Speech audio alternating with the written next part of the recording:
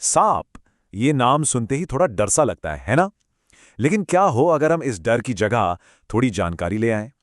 आज हम सांपों के डंक के पीछे के विज्ञान को समझेंगे और जहरीले सांपों को पहचानने के कुछ पक्के तरीकों पर बात करेंगे। अब जरा इन दो सांपों के सिरों को देखिए। इनमें से एक बिल्कुल हार्मलेस है और दूसरा जानलेवा। इनके बीच का फर्क समझना सच कहूं तो जिंदगी और मौत का सवाल हो सकता है। अच्छी बात यह है कि दुनिया में ज्यादातर सांप जहरीले नहीं होते, पर जो होते हैं उन्हें पहचानना एक बहुत ही जरूरी हुनर है। तो सबसे पहला सवाल, ये सांप चलते कैसे हैं? इनके पैर कहाँ गए? असल में ये भी सरीसृप यानी रेप्टाइल्स ही हैं जिन्होंने लाखों सालों के एवोल्यूशन में अपने पैर गंवा दिए। ऐसा इसलिए हुआ ताकि ये दरारों और बिलों में जो इनका घर होता है वहां आसानी से घुस सकें। तो ये कोई कहानी नहीं, पक्का विज्ञान है। चलिए अब सीधे मुद्दे पर आते हैं। इन सांपों को पहचाने कैसे? हम कुछ ऐसे साफ साफ दिखने वाले संकेतों पर गौर करेंगे जिनसे आप भी इन्हें पहचान सकते हैं। पहचान की शुरुआत करते हैं सांप के सबसे पिछले हिस्से से, यानी उसकी पूंछ से। ये पहला और सबसे आसान सुराग दे सकती है। अगर आपको कोई सांप दिखे जिसकी पूंछ साइड से चपटी हो, बिल्कुल नाव के पतवार की तरह, तो समझ जाइए कि वो एक समुद्री सांप है और बहुत ज्यादा जहरीला है। और अगर पूंछ गोल है, बेलन जैसी, तो वो एक जमीनी सांप है। अब वो जहरीला हो भी सकता है और नहीं भी, तो ये हमारा पहला फिल्टर हो गया। पूंछ के बाद अब आते हैं पहचान के सबसे जरूरी हिस्से पर, सांप के सर पर। यहीं पर कई बड़े सुराग छिपे होते हैं। ये एक आम नियम है। जहरीले सांपों का फिर अक्सर तिकोना, एक ट्रायंगल शेप का होता है। जानते हैं क्यों? क्योंकि इसी हिस्से में उनकी जहर की थैलियां होती हैं और उन्हें जगह चाहिए। दूसरी तरफ जो सांप जहरीले नहीं होते, उनका सिर ज्यादा गोल होता है और गर्दन से ज्यादा चौड़ा नहीं दिखता। सिर के आकार के अलावा 3 और चीजें देखनी हैं। पहली, जहरीले सांपों की आंखों की पुतलियां अक्सर बिल्ली की तरह अंडाकार और सीधी होती हैं। दूसरी चीज, उनकी आंख और नाक के बीच एक छोटा सा गड्ढा होता है जिसे पिट कहते हैं। ये कोई मामूली गड्ढा नहीं, ये एक हीट सेंसिंग सुपर सेंसर है। इससे सांप अंधेरे में भी अपने शिकार के शरीर की गर्मी महसूस कर सकता है। और आखिर में, क्या आपको उसके मुंह में बड़े नुकीले दांत यानी फैंग्स दिख रहे हैं? तो पहचान की बात तो हो गई।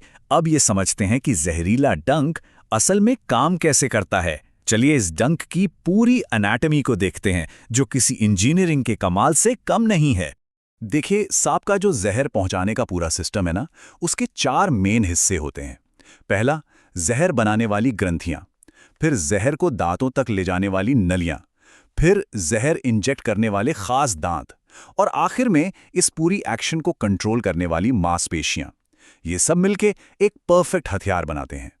और इस सिस्टम का सबसे खतरनाक हिस्सा वो है ये जहरीले दांत, जिन्हें फैंग्स कहते हैं।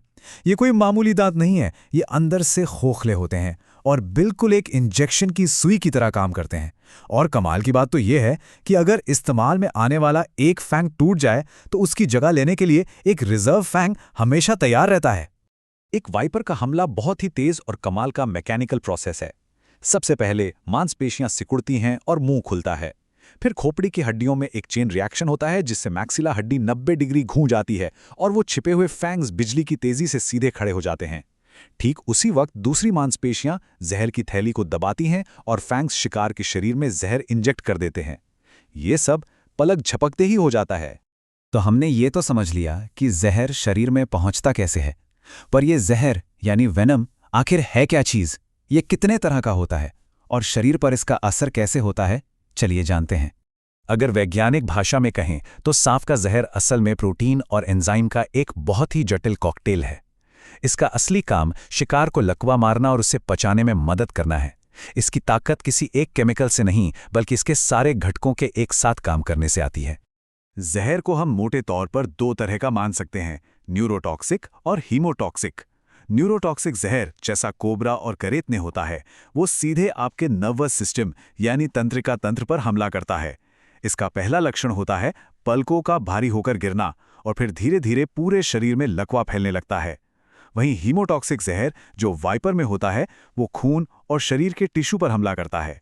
इससे भयंकर सूजन, तेज दर्द होता है और मसूड़ों, नाक जैसी जगहों से खून बहना शुरू हो जाता है। अब आते हैं सबसे जरूरी हिस्से पर। अगर किसी को सांप काट ले तो क्या करना चाहिए? काटे हुए निशान को कैसे पहचानें और इसका इलाज क्या है? जहरीले और बिना जहर वाले सांप के काटने के निशान में बहुत बड़ा फर्क होता है। अगर जहरीले सांप ने काटा है तो आपको अक्सर 2 बड़े गहरे दांतों के निशान साफ साफ दिखेंगे। ये फैंग्स के निशान हैं। लेकिन अगर जहरीला सांप नहीं है तो आपको छोटे छोटे दांतों की कई कतारों के निशान दिखेंगे। सांप के काटने पर सबसे पहले मरीज को हिम्मत देना और शांत करना जरूरी है, ताकि घबराहट में दिल की धड़कन न बढ़े और जहर तेजी से न फैले। जिस हाथ या पैर पर काटा है उसे ज्यादा हिलाएं डुलाएं नहीं और उसे दिल के लेवल पर ही रखें। और सबसे जरूरी बात, बिना एक पल भी गंवाएं सीधे नजदीकी अस्पताल जाएं। आप डंक के थोड़ा ऊपर एक पट्टी बांध सकते हैं, पर इतनी टाइट नहीं कि खून का बहाव रुक जाए, बस जहर के फैलने की गति धीमी हो जाए। ये आंकड़ा आपको चौंका देगा। दुनिया भर में हर साल सांप के काटने के करीब 10 से 20 लाख घटनाएं होती हैं। हाँ, इसमें गैर जहरीले सांपों के काटने के मामले भी शामिल हैं, लेकिन ये हमें बताता है कि ये समस्या कितनी बड़ी है। सांप के जहर का एकमात्र पक्का इलाज है एंटीवेनम। और जानते हैं ये बनता कैसे? ये भी अपने आप में एक कमाल का विज्ञान है। एंटीवेनम बनाने के लिए घोड़ों को सांप के जहर की बहुत ही कम मात्रा का इंजेक्शन दिया जाता है। इसके जवाब में घोड़े का शरीर एंटीबॉडीज बनाता है। फिर उनके खून से इन्हीं एंटीबॉडीज को निकालकर इंसानों के लिए दवा तैयार की जाती है।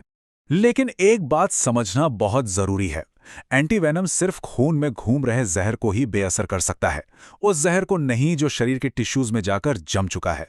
इसका सीधा सा मतलब है कि सांप काटने के बाद एक एक सेकंड कीमती है और इसीलिए फौरन अस्पताल पहुंचना इतना जरूरी होता है। तो इस सारी जानकारी के बाद एक सवाल खुद से पूछना बनता है। हम जानते हैं कि सांप चूहों जैसे जानवरों को कंट्रोल करके हमारे इकोसिस्टम में एक बहुत जरूरी रोल निभाते हैं।